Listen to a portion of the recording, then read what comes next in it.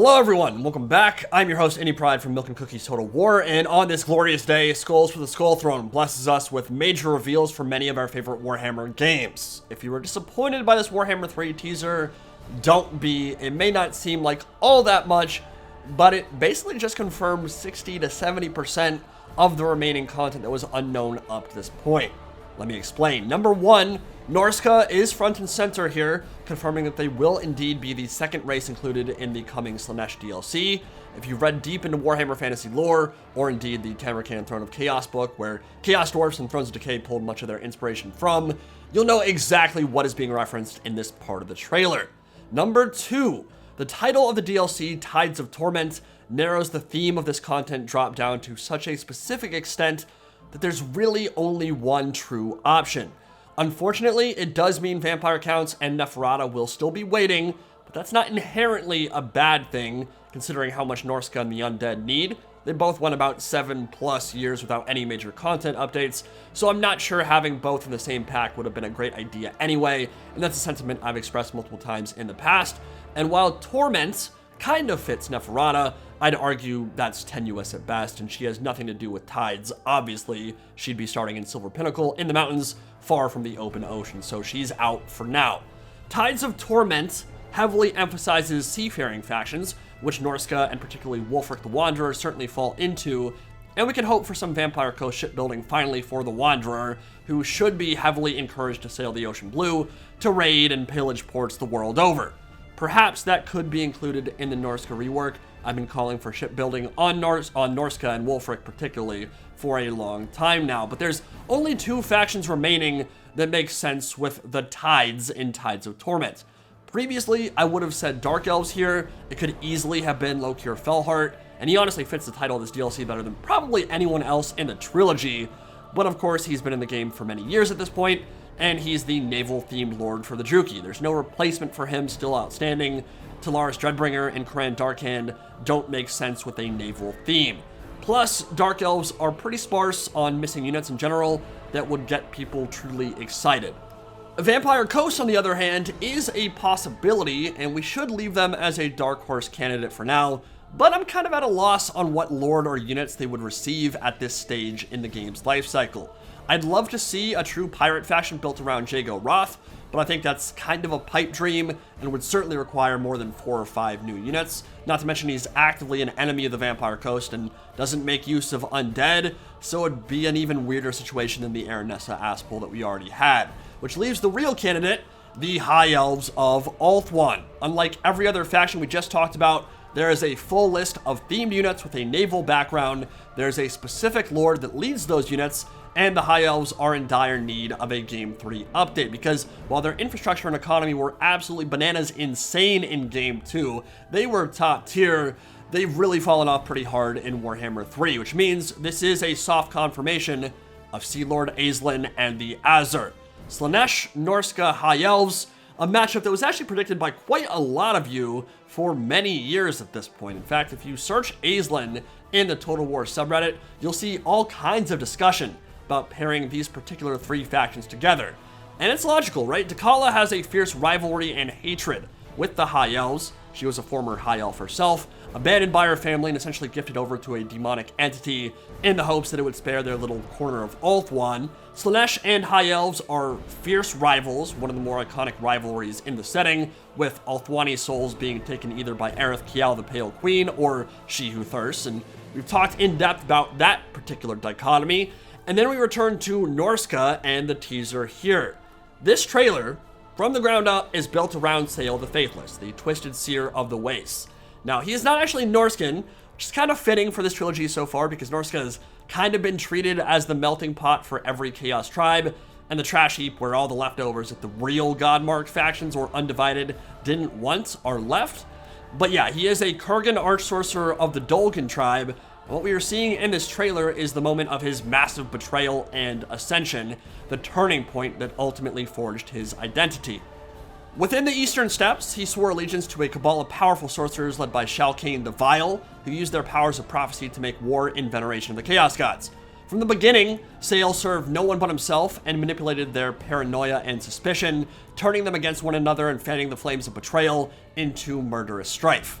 goading the Vile into conducting a demonic ritual that included the 3 remaining loyal sorcerers to his cause to destroy the other traitors. Sayl sabotaged the summoning at the moment of its climax, causing the Shaman leader to be torn apart by that raw chaos energy, while the remaining 3 apprentices were fused together into the horrific chaos spawn known as the Nightmaw.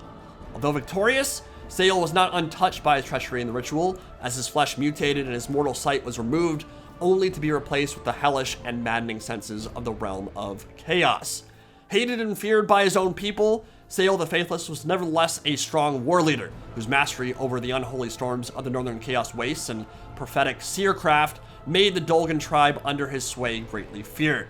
However, he made a lot of enemies in his time as their leader, and when the burgeoning horde of the champion of Nurgle Tamarkan crashed the Dolgan's lands, Sayl shrewdly turned impending calamity to his advantage and allied his forces with those of the Nurglish Chaos Lord, which we see in Tamarkan Throne of Chaos. They'd remain allies for as long as that relationship suited Sayl's purposes, and the reason he's called the Faithless is because his paranoia and hubris has meant that he has never really sworn allegiance to any particular Chaos God, but rather paid lip service to each and every one of them, pursuing pacts and bargains with many different Chaos Lordlings and Godlings and lesser demons, betraying each and every one of them in turn when it became expedient to do so. So, a pretty interesting character with a badass looking model. Do keep in mind that in the trailer that won't be his in-game model, that is before he's twisted and locked up in armor. But in battle, he wields the Viperous Staff, entwined with serpents which come alive, dripping venom and striking at those who approach, and his former master's teeth, a corpse-skin bag that contains trinkets pulled from the mages he's defeated in his travels, allows him to redirect miscasts towards allies instead, which would be a pretty fun and fluffy mechanic. Anytime you miscast a spell, nearby unit would take that damage instead, so you can keep overcasting without fear, and that should help his damage output quite a bit. He'll be joined by the freakish spawn known as the Nightmaw, which emits a shadowkin mist and veil of darkness that blurs its outline and makes it difficult to shoot. It regenerates and is unbreakable, likely serving as a legendary hero or summon of sorts with probably very high missile resist, similar to Mournguls. Now, the big thing that Norskins need is a generic caster lord, so a Fimir Miarg would certainly fit that bill, but frankly, even just like a Shaman Sorcerer Prophet would be fine as well. It's a lot harder to guess what will be included on the Norscan side of the DLC in terms of units. We'll learn a lot more tomorrow for Norsca presumably, but diving into the Monstrous Arcanum has traditionally yielded some very good results in terms of speculation and prediction. That's where Skin Wolves, Mammoths, and Fimir originally came from, so Cursed Ettins, Praetons, Warpfire Dragons, Basilisks, Chimeras, those types of Chaos monsters all have a chance to make it in here. I would personally like to see a Skin Wolf Ulfjarl Lord, or really any kind of big fearsome skin changer in that Lord slot, whether that be bears, werewolves, or other furry beasts, and I do think Bjorg Bearstruck has a very good chance here as a legendary hero. On the High Elf side, things are a lot more clear-cut because there's a navel-shaped hole in their roster, and basically the only missing High Elf units all fall into that category. Sea Lord Aislinn leads the Sea Patrol at the helm of his dragon ship Calandirian, and will likely be joined by Caradrian, the Chosen of Azurian, as legendary hero. Now, dragon ships are really cool. This may very well be the focal point of his campaign. They can only be made from starwood sourced from the forest of Anhara Draconis, but since that forest was burned down by the Dark Elves during the Sundering, it is physically impossible for more dragon ships to be built, making them incredibly rare, precious, and powerful. They are one of, if not the greatest naval vessels in Warhammer Fantasy, rivaling Black Arcs, and they're armed with dragon blade rams forged of true silver, a steel alloy that competes with Gromril and Chaos Armor as the toughest material in existence. They can obliterate any normal vessel by slicing through their hull, and in fact can even sink Black Arcs. But to be clear, it's a very different type of vehicle than the Black Arc is. The Black Arc is a floating city. It is ginormous. It has all kinds of different roles to play. The dragon ship is purely made for war, and it's a lot smaller. So typically, if the High Elves were to engage the Dark Elves in naval combat, they'd want to surround it with multiple dragon ships and hit it with those dragon blades on multiple sides, put holes in the hull, and sink it that way.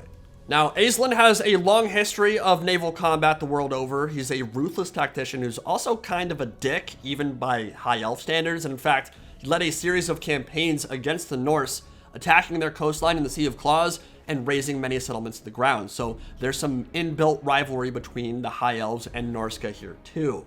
He also had a climactic moment with Lokir Fellheart, where his dragon ship and the Blessed Dread Black Ark were locked in combat, culminating in a duel in which Fellheart stabbed Aislinn through the chest with his Red Blades of Ind and tossed him overboard. 6 months later, the Sea Lord washed up on the shores of Atane with no memory and no scars from the event, thus becoming known as the Herald of Mathland, for only the god of the seas could have delivered him from his watery grave. He's been getting a ton of focus from Games Workshop in the old world, where the Merwyrm just recently got an updated model, and he's the case where Vampire Coast shipbuilding would honestly be fine to just copy paste over to the High Elves. Obviously, it wouldn't and shouldn't be his only mechanic, but anything that encourages you to sail the high seas, particularly to those lost elven colonies like the Lost Isles of Alethis, Fortress of Dawn, and Fortress of Dusk, all that would be very thematic. It's a super important element of the High Elves that simply hasn't been explored at all so far, because obviously there's no naval warfare in Warhammer 3, but the High Elves are the greatest naval power on the planet, and a big part of their lore is their trade colonies and control of the high seas. So any features emphasizing that would be very welcome, and indeed will almost certainly be the focal point of Sea Lord Aislinn's campaign. Throw in the Lothern Skycutter for mobile flying bolt throwers and kiting potential. Really good for kind of sniping out single entities or cavalry that are chasing you, and you can kite them really well. Lothern Sea Helms, which are a hero version of Sea Guard. Anointed of Azurian, hero version of Phoenix Guard. Storm Weavers, which are High Elf Archmages dedicated to Mathland that serve on ships. Then the Merwyrm Monsters, Ship's Company, Hybrid Axemen, and maybe a few more bells and whistles here and there. And this is shaping up to be a really strong DLC with Slaanesh, Norsca, and the High Elves. There's still lots more to talk about and reveal, so tune in tomorrow because we should be getting a closer look at Norsca in another CA roundtable that should shed more light on the Norscan rework and DLC roster. And then the full trailer will probably be launching, like, I don't know, a month from now, maybe a little less, maybe a little more. We'll see. But the table is set. It's looking spicy. It's a good lineup. Hope y'all enjoyed it. And I will see you all in the next video. Any Pride, signing out for now. Have a good one, guys.